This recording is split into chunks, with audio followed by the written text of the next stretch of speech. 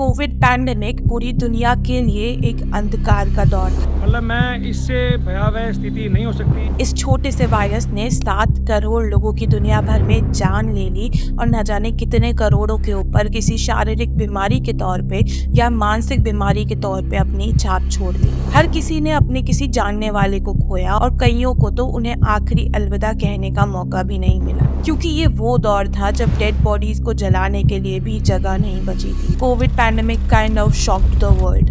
पर अगर मैं कहूँ कि कोविड तो मात्र ट्रेलर था और अब कुछ ऐसा आने वाला है जो दुनिया को थामेगा नहीं बल्कि शायद खत्म कर देगा। A virus 50 times more fatal than covid. Yes, you heard right. आज की वीडियो में जानते हैं कुछ ही महीनों में आने वाले एक ग्लोबल पैंडेमिक के बारे में। Pandemic scientists have warned that influenza is a pathogen that will likely trigger a new pandemic.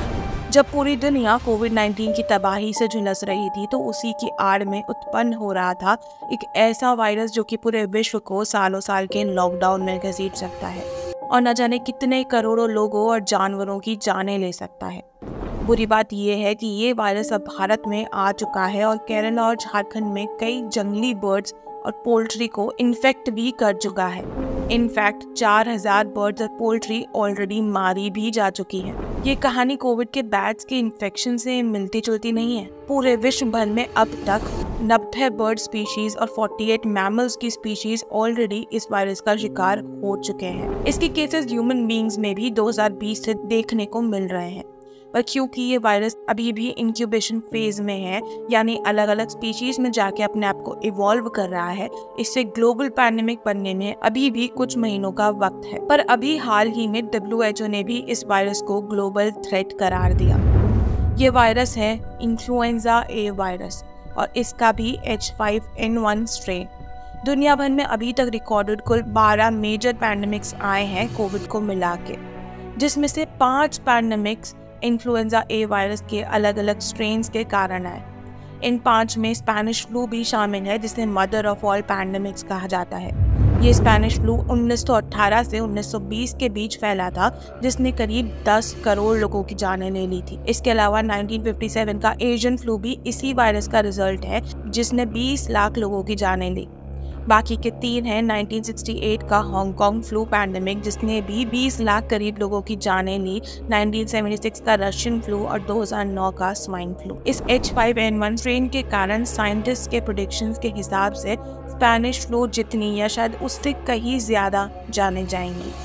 क्या आप जानते हैं 7 करोड़ से ज्यादा लोगों को मारने वाले कोरोना वायरस की एक्चुअली फैटेलिटी रेट 2% से भी कम थी। यानी कि जितने लोग टोटल इस वायरस से इन्फेक्ट हुए उनमें से करीब 2% लोगों की ही एक्चुअली जाने गई। स्पेनिश फ्लू के केस में भी ये फैटेलिटी रेट 2.5% के आसपास थी। पर क्या आप जानते हैं कि आने वाले H5N1 स्ट्रेन की फैटेलिटी रेट कितनी एस्टिमेटेड है? 52%। इससे होने वाली तबाही का असल में अंदाजा लगाना भी शायद मुश्किल है। इसी के साथ कोरोना वायरस की ही तरह ये वायरस भी एयरबॉर्न है, यानी हवा से फैलता है, जिसका मतलब ये बहुत ही जल्दी स्प्रेड हो सकता है और मात्र एक केस से पूरे सिटी में फैलने में इसे वक्त नहीं लगेगा। जनरली जब कोई खतरनाक सिम्टम्स शो करने वाला कोई वायरस या उसका म्यूटेंट आता है तो कुछ ही केसेस के बाद सारी हेल्थ रिलेटेड कॉमन बॉडीज और साइंटिस्ट फ्रेटर्निटी उसको एलिमिनेट करने में लग जाती है। पर अगर आप रिकॉल करें तो कोविड के केस में कोई भयानक सिम्टम्स नहीं थे और वही मामूली से फिजिकल सिम्टम्स थे जो कि लोगों को आम तौर पे हो जाते हैं, जैसे कि सर दर्द, कॉफ, कोल्ड, मस्कुलर पेन और फीवर। इसके कारण लोग अपनी day to day activities continue रख रहे थे और वायरस काफी तेजी से स्प्रेड हो रहा था। ये सिमिलर केस ही आने वाले H5N1 वायरस में भी एक्सपेक्टेड है, जिसके कारण इस वायरस के इन्फेक्शंस बहुत ही ज्यादा होने के चांसेस हैं।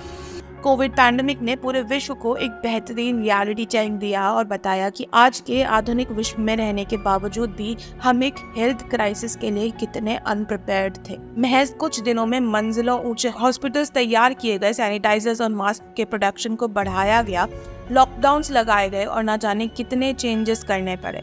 पर वो अनएक्सपेक्टेड था। लेकिन इस एक्सपेक्टेड वायरस के केसेस स्पाइक होने में अभी भी कुछ महीने हैं।